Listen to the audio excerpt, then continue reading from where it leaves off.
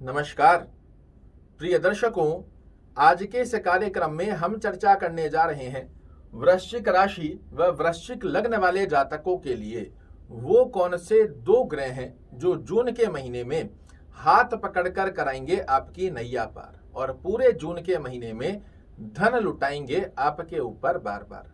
साथ ही नवग्रहों की स्थिति जून के महीने में आपके लिए क्या संकेत दे रही है, यह भी आप जानेंगे। और इसे यदि आपने जान लिया तो नियर फ्यूचर को लेकर आप अपने जीवन की प्लानिंग बहुत अच्छे से कर सकते हैं। सबसे पहले चर्चा करते हैं पहले सुख की, जो कि क्या है, निरोगी काया। आपके लग्न के स्वामी मंगल महाराज पूरे जून के महीने में आपके भाग्य स्थान में नीचस्थ अवस्था बनाकर बैठे हैं, जिसे आपके लिए अच्छा नहीं माना जाता। आपके स्वास्थ्य से ज्यादा प्रभावित योग जो देखने को मिलेगा, ये आपके पिता के स्वास्थ्य को प्रभावित करते हैं। आपको अपने स्वास्थ्य का भी छोटा मोटा ध्यान रखना पड़ेगा। पिता के स्वास्थ्य को प्रभावित करने की स्थिति यहाँ पर आपको देखने को मिल सकती है, तो यहाँ पर पिता के स्वास्थ्य का ध्यान आपको थोड़ा रखना होगा। बात करें दूसरे सुख की, जो कि क्या है, धन की माया। आपके धन भाव के स्वामी षष्ठम भाव में जाकर विराजित हुए हैं। अगर आपकी कुंडली में देवगुरु बृहस्पति एक अच्छी अवस्था में बने हुए हैं, आप अपने कर्म दक्षता जॉब के चलते धन की स्थितियों को बहुत अच्छे से बैलेंस कर लेंगे। आपके यहाँ कोई कर्ज इत्यादि बना हुआ है, धन से संबंधित समस्याएं हैं, तो उसकी स्थिति को अच्छा बना देंगे।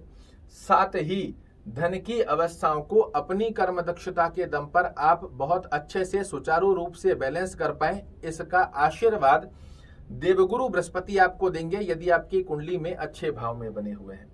बात करें यदि कर्म दृष्टिकोण की स्थिति क्या संकेत दे रही है, तो आपके कर्म भाव के स्वामी सूर्य महाराज 15 जून तक आपके दैनिक रोजगार में बने हुए हैं। इसे बहुत अच्छा माना जाएगा और यही वो पहला ग्रह है जो हाथ पकड़कर जून के महीने में कराएगा आपकी नैया पार। किंतु 15 जून के पश्चात ये आपकी कुंडली में अष्टम भाव में जा रहे हैं। 15 जून तक आपको कर्म क्षेत्र में एक अच्छा फ्लो देखने को मिलेगा। उसके पश्चात छोटी मोटी रुकावट यहाँ पर देखने को मिल सकती है, किंतु 17 जून के पश्चात दूसरे ग्रह का रोल स्टार्ट होगा और वो है शनिदेव। वक्र गति में आने के पश्चात ये आपसे मेहनत जरूर करवाएंगे, किंतु दृष्टिगत अवस्था में आपके कर्म भाव में बहुत अच्छे रिजल्ट देने की स्थिति को निर्मित करने जा रहे हैं। तो एक दिन बीच में आएगा, उसके पश्चात शनि महाराज सूर्य महाराज की प्लेसमेंट संभाल लेंगे और आपको कर्म क्षेत्र में अच्छे लाभ देंगे। यात्रा दृष्टिकोण की यदि हम चर्चा करते हैं, तो यात्रा की स्थिति पूरे जून के महीने में आपके फॉरेन लैंड के स्वामी शुक्र महाराज भाग्य में आकर विराजित हुए हैं। व्यापारिक यात्राएं करना, विदेश में यात्रा करने का योग, भौतिक सुखों को प्राप्त करने की यात्रा का योग पूरे जून के महीने में आपके लिए बड़ा सुंदर बना हुआ है। स्ट्रेस फ्री होकर आप अपनी यात्रा को बहुत अच्छे से एंजॉय कर पाएंगे। दाम्पत्य जीवन की यदि हम चर्चा करते हैं, तो दाम्पत्य जीवन स्थान के स्वामी शुक्र देव जाकर विराजित हुए हैं भाग्य स्थान में। आपके पार्टनर के भाग्य से आपको जून के महीने में सफलता देखने को मिले, कुछ इस प्रकार की गतिविधि की अनुभूति आप करेंगे। प्रेम संबंधों की यदि हम चर्चा करते हैं, तो पंचम भाव के स्वामी जाकर विराजित हुए हैं षष्ठम भाव में। यहाँ आपकी ओवर एक्सपेक्टेशन कहीं ना कहीं आपके पार्टनर से आपकी रिलेशन में खटास डाल सकती है। ओवर एक्सपेक्टेशन, ओवर रिएक्ट करने की स्थिति पर सावधानी बरतने की आवश्यकता रहेगी। शिक्षा पर यदि हम बात करते हैं, तो विद्या स्थान के स्वामी देवगुरु बृहस्पति आपके षष्ठम भाव में जाकर विराजित हुए हैं राहु महाराज के साथ। ऐसे में विद्यार्थियों को अपनी तरफ से थोड़े से एक्स्ट्रा एफर्ट्स लगाने पड़ेंगे, अन्यथा आलस्य प्रवृत्ति, मित्रगणों के साथ घूमना, मोबाइल, कंप्यूटर, इनके अंदर आप अधिक समय व्यर्थ कर सकते हैं, जो कि किसी भी विद्यार्थी के लिए अच्छा नहीं है। तो अपना शेड्यूल तय कर कर अपनी विद्या पर फोकस कीजिएगा, आपको सफलता का योग जरूर से देखने को मिलेगा। शुभ अंक की यदि हम बात करें, तो शुभ अंक की गतिविधि जो आपके लिए जून के महीने में बनकर आती है, पहला अंक है 5 और दूसरी अंक की स्थिति बनती है 11, जिसका मूलांक होता है 2। 2 और 5 अंक का किसी भी प्रकार से प्रयोजन कर कर आप जून के महीने को बना सकते हो यादगार।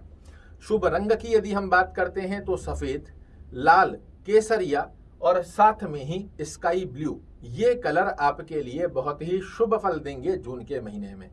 शुभ वार की यदि हम चर्चा करते हैं, तो रविवार और शनिवार ये आपके लिए बेहद श्रेष्ठ कार्य रहेगा। इन 2 दिनों में कोई भी बड़ा कार्य आप करते हैं, इसमें आपको सफलता मिलना तय हो जाता है।